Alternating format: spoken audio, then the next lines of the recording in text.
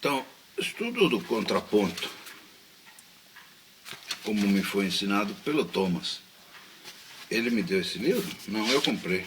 Eu comprei o livro. Ele mandou comprar, eu comprei. Copyright renewed in 1971 by Alfred Mann. Copyright 1965 and 1943 by W. Norton and Company. Fifth Avenue, New York. Oh.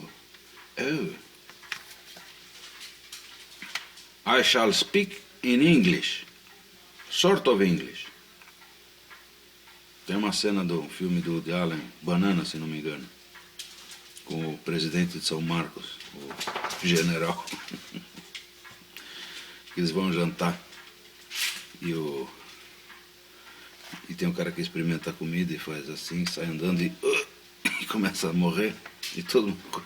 E o general dá uma olhadinha para trás e fala: "Maybe some poison in my food."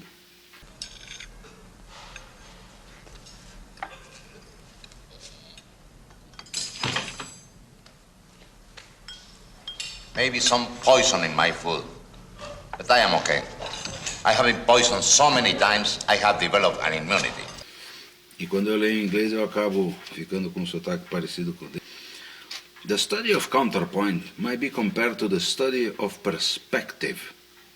Both were important developments in Renaissance art. Both reflect the rise of three-dimensional thought. Ou seja, está dizendo aqui que na Renascença apareceu o pensamento tridimensional. Você vê que o 3D me persegue. The medieval composer dealt with different voices of a motet in much the way in which the medieval painter portrayed different levels of a landscape. The composition, in both cases, was an aggregate of parts rather than an entity conceived in depth. It is characteristic of medieval music that theorists speak of discantus, twofold melody, even when they refer to a setting of more than two parts. Theirs was a two-dimensional approach to polyphony. The term discantus was the predecessor of the term counterpoint. Early in its use, discantus had acquired the connotation of part writing that left no room for improvisational freedom, but whose rhythm was strictly measured note against note, punctus contra punctum. The word contrapunctus emerged about 1300s in a number of tracts the origins of which have not been fully clarified. A first introduction to counterpoint was for a long time attributed to Johannes de Garlandia, but his authorship, confusing in itself because of the existence of an earlier theorist by the same name, has been questioned by recent scholarship. Doubt has arisen also about the attribution to Johannes de Muris of a treatise dealing with the art of counterpoint and to Philippe de Vitry, famous master of the Ars Nova, of a similar work. As the involvement of the latter name suggests, however, we can identify the early writers on counterpoint by generation, if not by name. They are representatives of a new art, the art of 14th century polyphony. Soon after the term contrapunctus appeared, its application seemed to have been extended beyond the strict original meaning, and in a treatise of counterpoint 1412, the Italian theorist Prosdosimus de Beldemandis pointed out that the contrapuntist had actually become concerned with the problem of cantus contra cantum, the problem of judging one complete melody against another rather than note against note. The realization called for an integration of vertical and horizontal concepts. The phenomenon of counterpoint was gradually recognized in its full complexity. With the 15th century began the golden age of polyphony, and the great works of Burgundian and Flemish masters were followed by theoretical writings commensurate with the noble music of their time. The Flemish writer Johannes Tinctoris, known to music students as the author of the first published dictionary of musical terms, is also the first to discuss systematically the principles of both placing note against note and placing one note against two or more notes. The first species he calls simple counterpoint, based on the proportion of the equality, without benefit of the flower of diversity. The second species, one note against more than one note. The second species he calls diminished, i.e. dissolved, or florid counterpoint, and declares it superior to the first, saying that the variety of proportions produces the most agreeable counterpoint, just as the diversity of flowers produces the most agreeable, the most beautiful fields. He takes into account the crucial fact that the composer's judgment must be based not only on what he hears at a given moment, but what he must keep in mind in the continuity of hearing.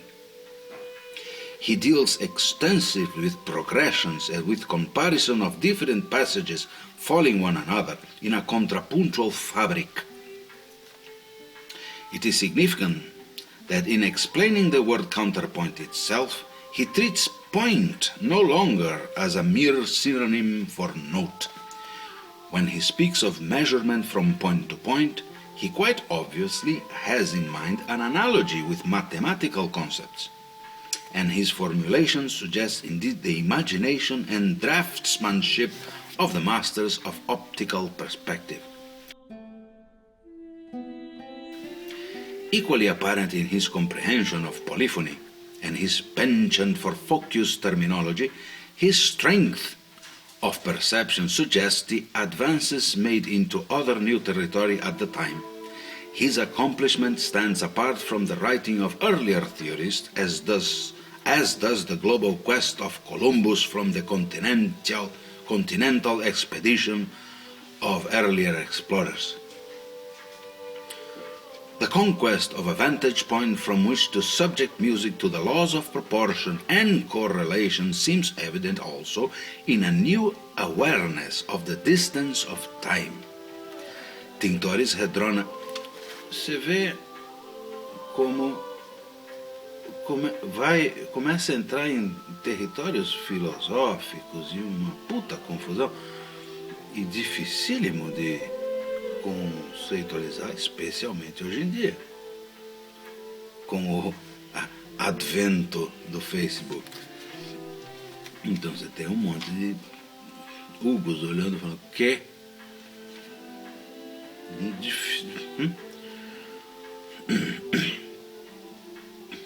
Awareness of the distance of time. Tinctoris had drawn a clearer line than writers before him between the past and his own age, and the works of Josefo Zarlino, a contemporary of Palestrina, and the most eminent of Renaissance theorists are devoted primarily to summing up the achievements of his age, to reviewing and clarifying a music theory that had become independent of the Middle Ages. In doing so, Zarlino arrived at conclusions that greatly widened the scope of contrapuntal theory, for the term counterpoint is applied in his text to the process of relating one point of a composition to another thematically. The word contrapuntizare, which Zarlino introduced for his manner of envisioning the whole composition at once, corresponds to the word pointing, used subsequently by English theorists for the thematic correlation of various voices within a contrapuntal work.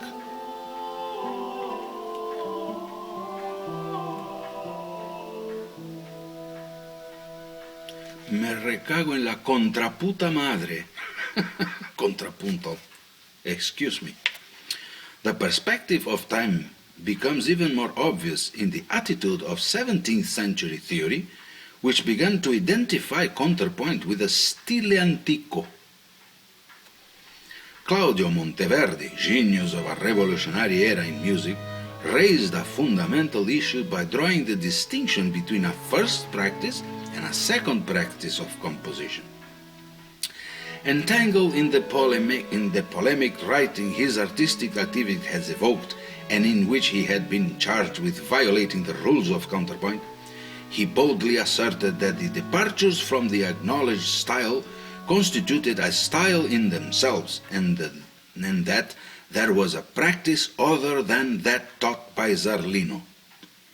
Thus, Monteverdi gave to the music theory of his time a twofold challenge: to formulate the theoretical basis for a new practice and reformulate that of the old. Neither task was completed during the 17th century. One called for the establishment of a modern theoretical system not fully realized until the writings of Jean-Philippe Rameau, whose new interpretation of harmony led to the categorical distinction between harmony and counterpoint. The other demanded the codification of the study of counterpoint, the establishment of a teaching method for which theorists had long groped and by which the didactic process was unequivocally subjected to historical perspective. It came to fruition in the Gradus ad Parnassum of Johannes Fuchs.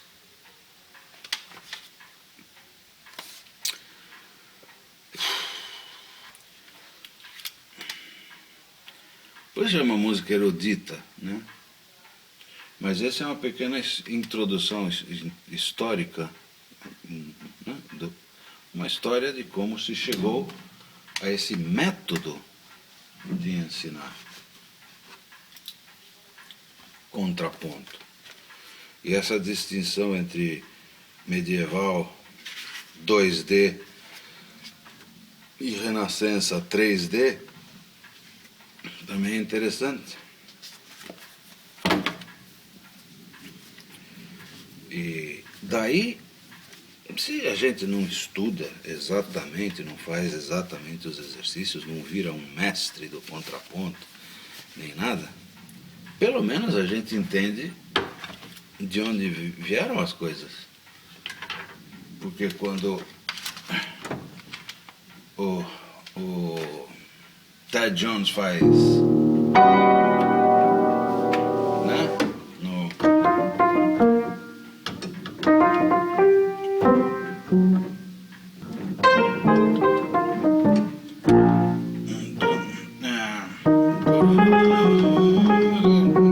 final, e a banda Blacon. Teve um caminho até isto. Aliás, isto eu descobri politonal quando o Lito conhecia um cara, que esqueci o nome agora, pianista, que tinha um livro com os arranjos do Ted Jones. E eu, pela primeira vez, vi. Isso é um acorde de nona aumentada, né? Com uma tríade, pura de Si maior.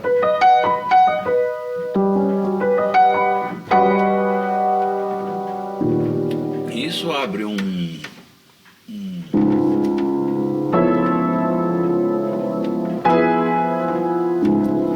universo de bitonalidade não, mas é bitonalidade, é que não é simplesmente, por exemplo, como esta bitonalidade.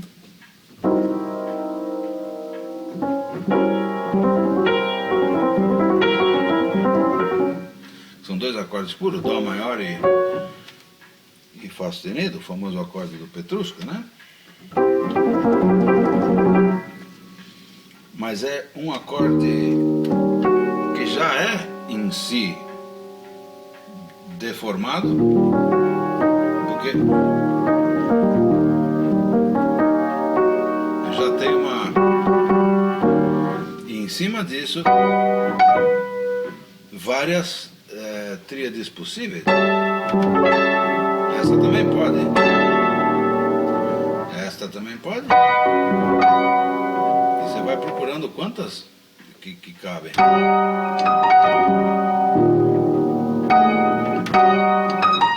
Esta é menor, né? É menor.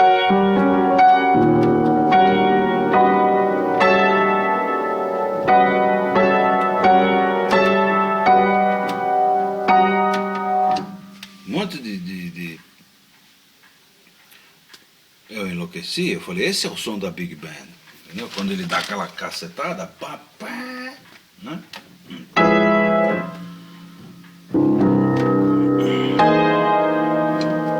É o som da Big Band, porque isso aqui é pá, é forte pra caralho. E por isso que os trombones são tão importantes na Big Band, porque eles fazem esta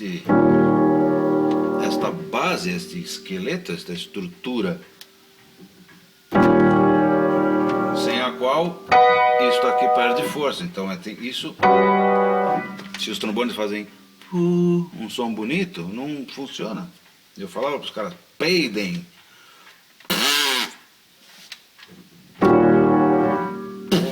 Aqui, isso aqui tem a força. E os saxofones são como uma espécie de tempero por cima. Você tem um esqueleto, né? E aí, e se ouve dó no Ted Jr. Isso aqui dá mais ainda mais atrito. Isto poderia ser quase até digamos, polido, né? Mas se enfia, se não tiver um desse, até chegar naquele acorde do Stravinsky da Sagração da Primavera, que deve ter todas as notas que já existiram na Terra e mais algumas. 3 acordes, que eu lembro que o Wilson tinha orgasmos. Pam, pam, antes do... Aquele acorde eu nunca vi esse acorde. Poderíamos ver agora. Vamos vê-lo.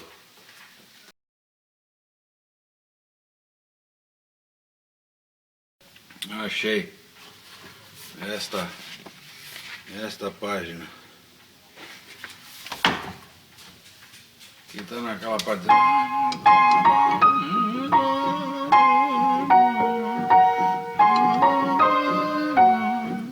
Nessa parte.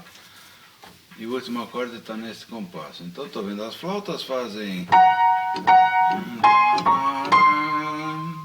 né?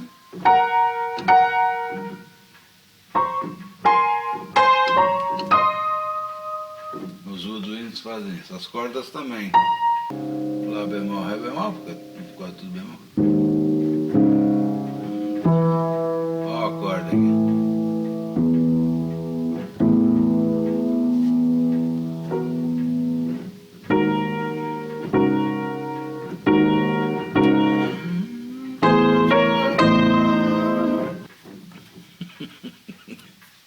Essas descobertas. Quando o negócio soa bem grande, gigantesco, que parece que tem 450 mil notas, quando você vai ver tem 3 notas. Essa é a mágica desses caras. Entendeu? Você quer colocar, que nem o jazz, né? Um puta mão de nota para dar, mas o efeito, no caso, é caralho. Olha só, bicho. Mi. Esse acorde que o Wilson mora. É um Lá com Lá bemol. Tá vindo de um lugar.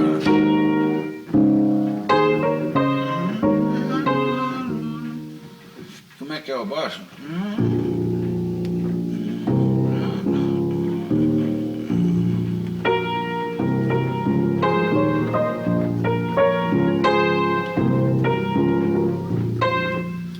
Tem todo esse movimento rolando até chegar em um.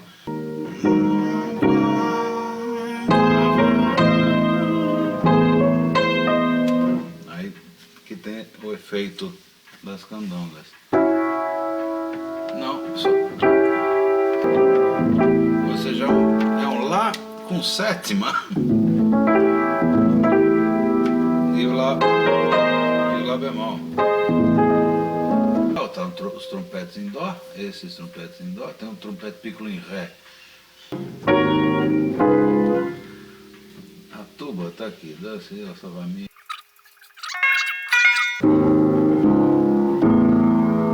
Isso faz das duas tubas.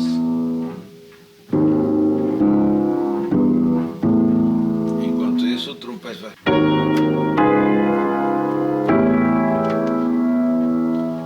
Isso aqui tá até agora nas tubas e nos trompetes. Cadê trombone? Trombone tá fazendo. Ah, eles estão fazendo aquele glissando, né? E o que é aquele glissando? É o que está escrito aqui, Ré. O trompete em Dó está fazendo Ré bemol. O primeiro trombone faz Ré, Ré bemol. O segundo trombone faz isto, junto com o trombone 1, 2, 3. Então, dois trombones fazem. E o trombone 1 e 2 fazem. Ou seja, é só isto, só que esta nota é dada pelo trombone 1 e o trompete 4. O trombone 2 e 3 dão esta. Só que eu estou me fudendo em algum lugar porque o trompete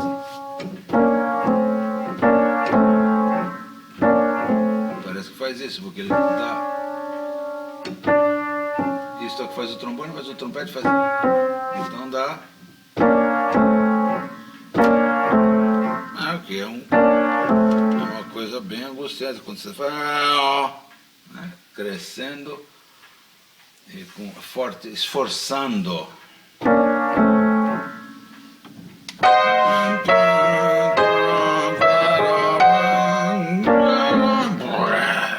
E aí você dá uma cacetada com grancaças e aqui a grancaça, o tímpano faz Lá. Em que nota? Num Si. Ou seja, o russo estava louco, ele tava puto, ele falou, eu quero matar a todos. Então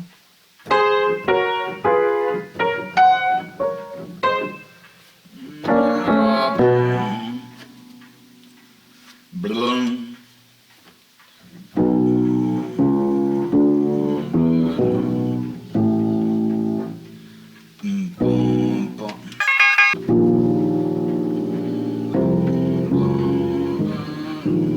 Pode crer.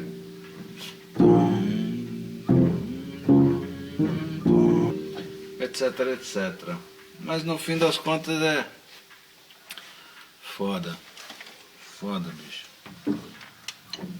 E minha vida inteira foi assim. Quando eu penso que tem 188 notas, tem 3. Você fala, mas como pode ter esse efeito quando é...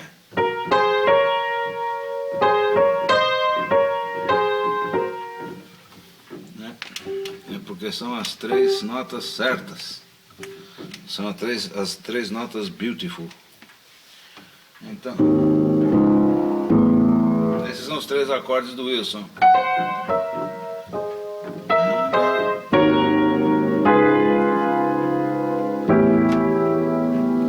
Só que ele falou.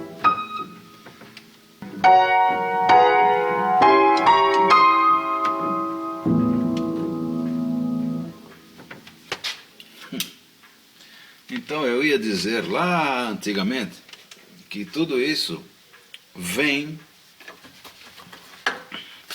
disto, dessas discussões teóricas prosdóximos, a não ser confundido com o refrigerador, Tintores, Josefo Zarlino, Idade Média, Cláudio Monteverde, Palestrina, esses caras discutindo, falando, precisamos ter um precisamos ter um método.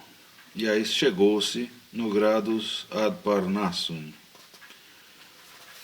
Primeiro traduzido por Steps to Parnassus. Os passos, né? Até o Parnassum. Oh, não vejo a hora de chegar no Parnassum. Oh, I can't wait to get to Parnassum. Is it far away? How far to Parnassum? 12 miles. Esse é outro problema meu. Eu misturei muitas culturas. Puta confusão. Não deve fazer bem para a saúde. Entendeu? Se você é jazzman, seja jazzman. Se você é clássico, seja clássico. Não misture, porque começa a dar estereo. Curto-circuito. Um frio da porra. Um dia feio. Um dia